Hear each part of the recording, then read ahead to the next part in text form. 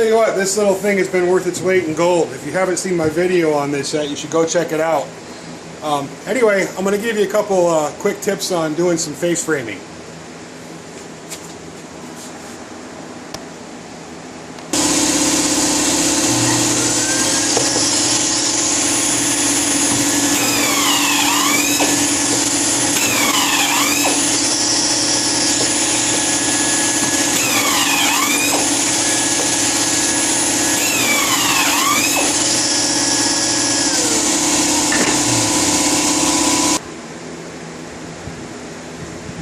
Well, I'm building this real simple face frame for some cabinets for a garage, and I wanted to show you this real quick. I did all my pocket holes on my homemade pocket hole machine over there I showed you, and now I'm using these hold down clamps that I made in another video to fasten everything down so I get a really nice flush face.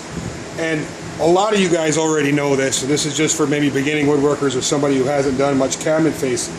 If you have a workbench like mine that I use all the time, it's got glue on it, it's got dings in it, it's all crazy. And I don't trust it to be nice and flat, like a nice flat surface. So I always keep a scrap piece, a 2 foot by 4 foot sheet of ply around, usually melamine because it tends to stay really straight.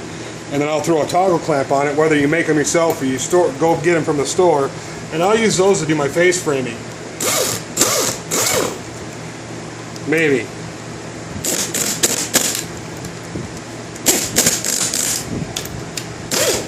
And then throw a toggle clamp on it to ensure that you get you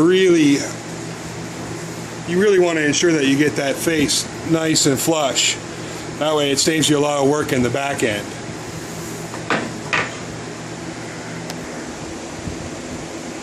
So here's the boxes I'm using, and this is just some inexpensive CDX that my father-in-law had laying around, and he asked if I could build some cabinets for his garage out of it. It's been fun. Anyway, a trick on layout. When you're laying out your face frame, I always measure from the one side, and that's typically I measure from left to right because I'm right-handed. And instead of trying to figure out what the distance between each of the stiles is going to be, the stiles are the parts that run up and down. This cabinet's on its side right now. This is actually the top and this is the bottom. I just measure from the outside of the cabinet to the center of each stile. So that one's 21 and the next one's 42. And that'll translate over here. So I'm measuring from the outside of the stile. This is the upper right-hand corner. And I'm just going to measure down to the center of where that next stile goes, which is 21. And then I know my stiles are 2 inches wide, so I'll mark the center on that and line those two marks up, clamp it down, and I'm good to go.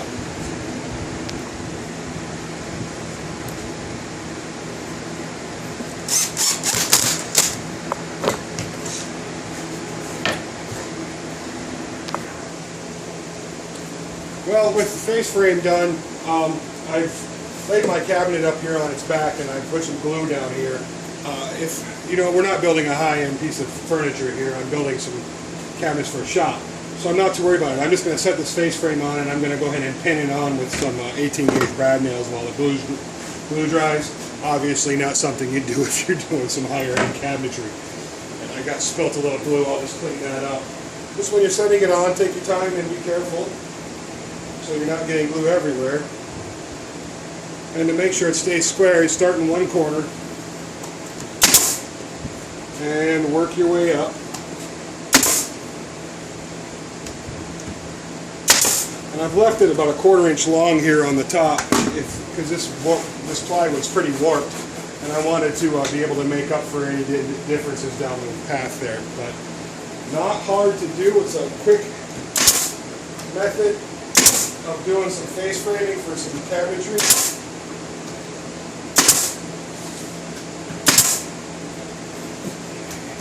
And if you don't like the little glue holes, just stick a little nail hole, stick a dab of glue on it like that.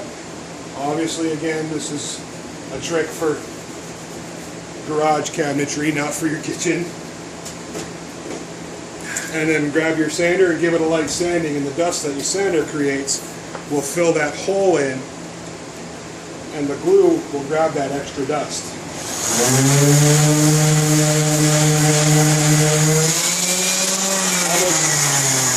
quite, but almost like it was never there. Anyway, I hope you enjoyed this quick video on cabinet face frames. I hope you're all having a good day. Happy woodworking.